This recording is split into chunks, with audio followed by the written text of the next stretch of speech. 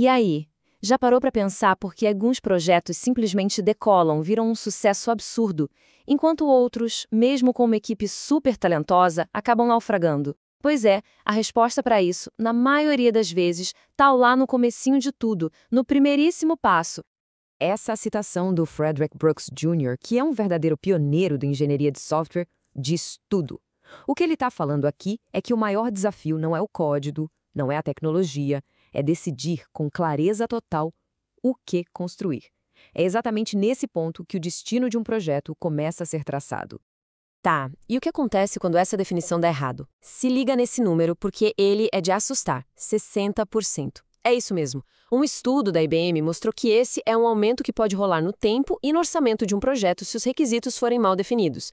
Pensa bem, é um impacto gigante. É o tipo de coisa que pode simplesmente inviabilizar uma iniciativa inteira. Então, como é que a gente foge dessa armadilha?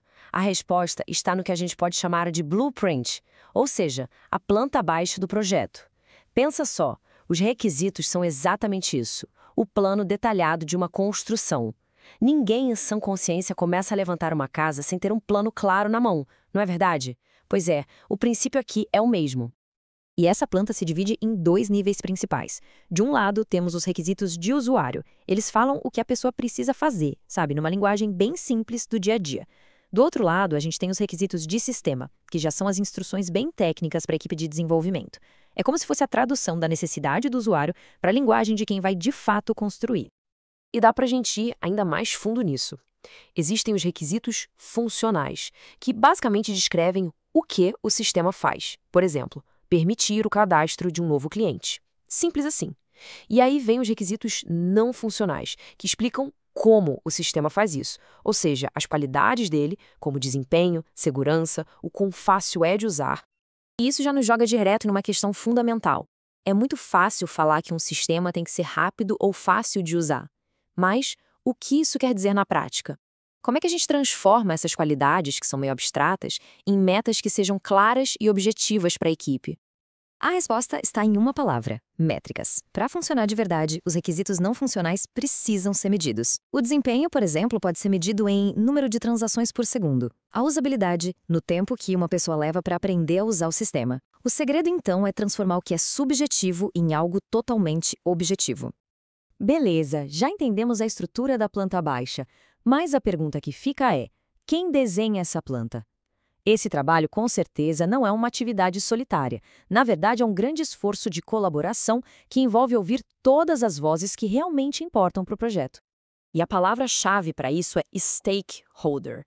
O que é um stakeholder? Basicamente, é qualquer pessoa ou grupo que de alguma forma é afetado pelo sistema ou que tem algum interesse nele. É um conceito bem mais amplo do que só pensar em cliente ou usuário, sabe? E quando a gente fala que é amplo mesmo. Pensa comigo. Clientes, claro, os usuários finais, os gerentes de projeto, a própria equipe de desenvolvimento, até mesmo quem patrocina o projeto. Cada um deles tem uma visão única e necessidades específicas que precisam ser entendidas para que o nosso blueprint fique completo. Certo. Então a gente já tem a ideia da planta e já sabe quem precisa da opinião sobre ela. Mas como organizar essa montanha de informações sem que tudo vire um caos?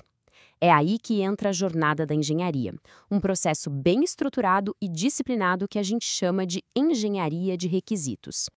E essa jornada se baseia em 3 atividades centrais: elicitação, validação e gerenciamento. Pode pensar nelas como os 3 pilares que vão garantir que aquilo que está no papel seja de fato a melhor solução possível. O primeiro passo de todos é a elicitação. A palavra mais importante aqui é descobrir. Não é só chegar e perguntar o que as pessoas querem. É uma arte, a arte de investigar, de observar, de entender de verdade para descobrir as necessidades reais, os problemas na raiz da questão. Muitas vezes, são coisas que nem as pessoas sabem dizer com clareza. Ok, depois de descobrir e documentar tudo isso, chega a hora da validação. E olha, esse é um momento super crítico. É a hora de sentar com todo mundo, com todos os stakeholders, mostrar a planta e perguntar: e aí, pessoal, é isso mesmo que a gente precisa? É nessa fase que a gente acha os erros, as coisas que não estão claras, os conflitos. E vamos combinar, né? É infinitamente mais barato e mais rápido apagar uma linha no desenho do que ter que derrubar uma parede que já foi construída. Mas E se no meio do caminho o mundo muda? A empresa passa por uma fusão, uma nova lei é criada. O Ian Sommerville nos lembra de uma verdade que não dá para ignorar. A mudança é a única certeza em projetos complexos.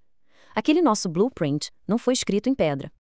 E é exatamente por isso que o terceiro passo, que na verdade é um passo contínuo, é o gerenciamento. Se a gente já sabe que a mudança vai acontecer, é fundamental ter um processo formal para controlar isso. Assim a gente garante que cada alteração seja avaliada, que o impacto dela seja analisado e que ela não acabe tirando o projeto do rumo, seja no orçamento, no prazo ou no objetivo principal.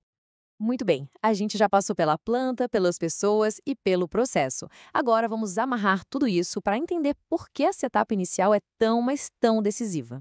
A ideia central é essa aqui, ó. Uma equipe brilhante, usando a tecnologia mais moderna que existe, ainda assim pode construir a coisa completamente errada se a planta ou blueprint estiver com falhas.